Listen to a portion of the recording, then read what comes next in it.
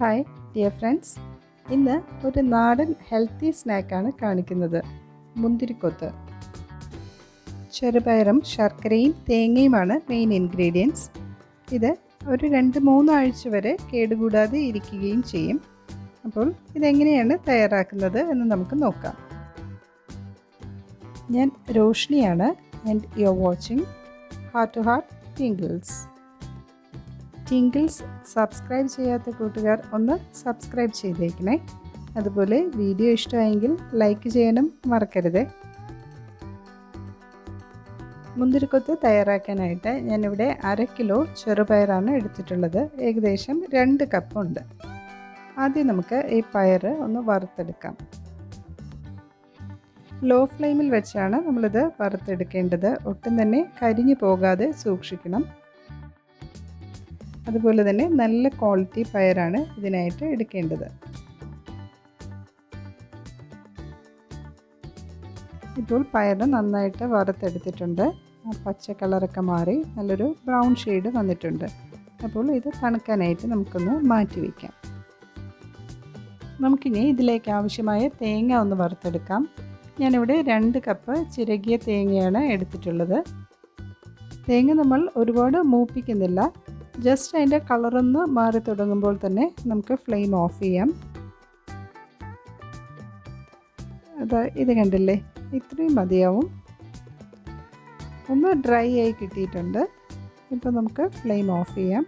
കുറച്ച് നേരം കൂടെ നമുക്കൊന്ന് ഇളക്കി കൊടുക്കാം. ഇനി ഇതും തണുക്കാനായിട്ടൊന്ന് മാറ്റി വയ്ക്കാം. ഞാനിവിടെ 350 ഗ്രാം ശർക്കരയാണ് എടുത്തിട്ടുള്ളത്. അത് ചെറിയ പീസാക്കിയിട്ട് നമുക്കൊന്ന് ഉരുക്കിയെടുക്കാം. 1/2 കപ്പ് വെള്ളം കൂടെ ഒഴിച്ചിട്ട് നമുക്കൊന്ന് ഉരുക്കിയെടുക്കാം. ഇതിൽ കല്ലൊക്കെ ഉണ്ടാകാനൊരു ചാൻസ് ഉണ്ട്. അപ്പോൾ ഒന്ന് ഉരുകി കഴിയുമ്പോൾ നമുക്കതൊന്ന് അരിച്ചെടുത്തിട്ട് വീണ്ടും അടുപ്പത്ത് വെച്ചിട്ട് ഒരു നൂൽ പരുവം ആകുന്നത് വരെ നമുക്ക് വെയിറ്റ് ചെയ്യാം. അപ്പോൾ ലോ ഫ്ലെയിമിലിട്ട് ഇടയ്ക്കിടയ്ക്ക് ഒന്ന് ഇളക്കി കൊടുത്തിട്ട് നമുക്ക് ഇത് ചെക്ക് ചെയ്തുകൊണ്ടിരിക്കാം. ഇപ്പോൾ ഇത് അതിൻ്റെ കറക്റ്റ് പരുവമായിട്ടുണ്ട്. ഇനി നമുക്ക് ഫ്ലെയിം ഓഫ് ചെയ്യാം.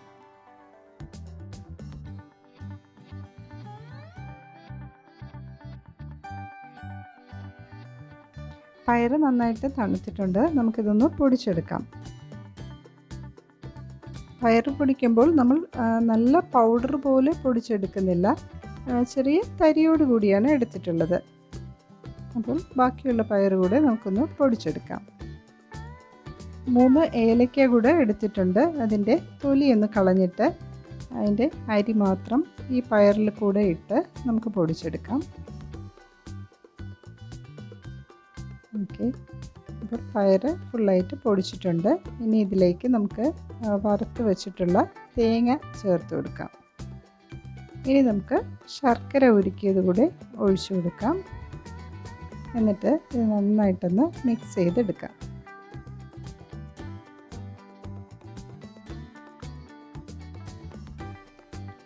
ശർക്കര പാനി നല്ല ചൂടാണ്. അതുകൊണ്ട് നമുക്ക് സ്പൂൺ വെച്ച് തന്നെ ആദ്യം ഒന്ന് മിക്സ് ചെയ്യാം.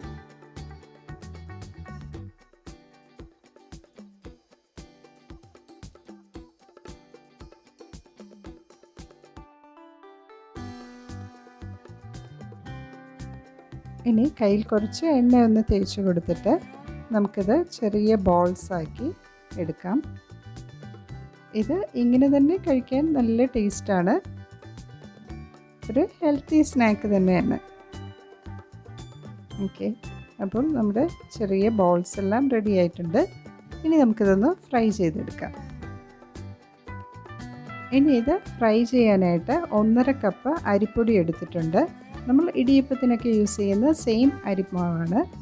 അതിൻ്റെ കൂടെ തന്നെ ഒരു 3 ടേബിൾ സ്പൂൺ മൈദ കൂടെ ചേർക്കാം.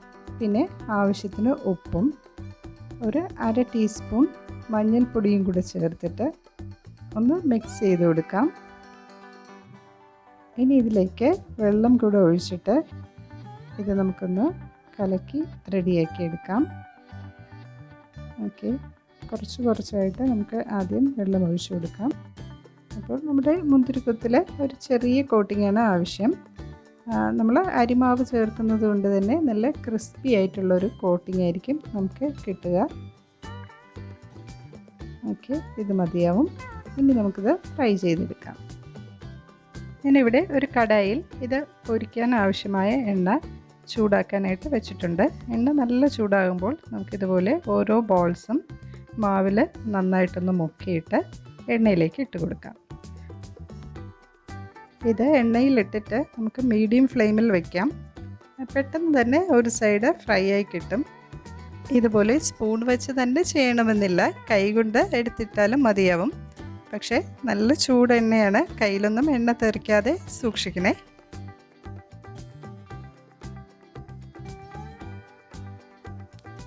ഇനി നമുക്കൊന്ന് തിരിച്ചിട്ട് കൊടുക്കാം.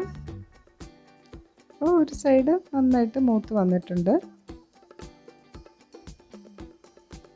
ഓക്കെ, ഇതിപ്പോൾ നമ്മൾ ഓരോന്നായിട്ടാണല്ലോ എണ്ണയിലേക്ക് ഇട്ടത്.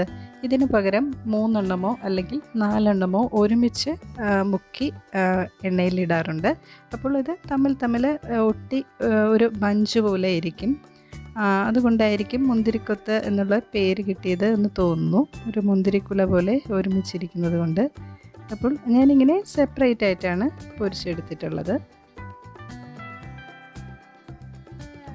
കുട്ടികൾക്കൊക്കെ വളരെ ഇഷ്ടമാകുന്ന ഒരു സ്നാക്കാണ്, ഹെൽത്തിയുമാണ്.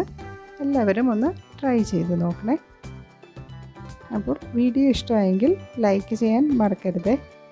ടിങ്കിൾസ് എല്ലാവരും ഒന്ന് സബ്സ്ക്രൈബ് ചെയ്ത് സപ്പോർട്ട് ചെയ്യണേ. വീണ്ടും മറ്റൊരു വീഡിയോയുമായി കാണാം. നന്ദി, നമസ്കാരം.